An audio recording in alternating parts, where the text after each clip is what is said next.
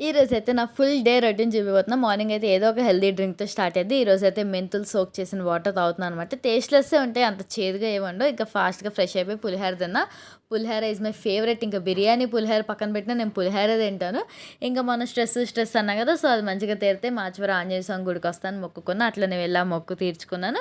ఇంకా అటునుండట్టు రాఖీ వస్తుంది కాబట్టి వన్ టౌన్ ఎళ్లి రాఖీ షాపింగ్ అవన్నీ చేసాము. ఇంకా అసలు ఇట్లా డే రొటీన్ చేసి ఎన్ని రోజులయిపోయింది. ఎప్పుడు చేద్దాం అనుకుంటున్నా ఏదో ఒకటి వచ్చి మధ్యలో ఆపేస్తున్నాను. ఇంక ఈరోజు ఫుల్‌ఫిల్ అయిందది. అండ్ లాస్ట్ వీడియోలో చెప్పా కదా! 100 లైక్స్ వస్తేనే ఆ స్టోరీ చెప్తాను. కొంచెం ఎక్కువ వచ్చినాయి యూజువల్లీ వచ్చేదానికంటే.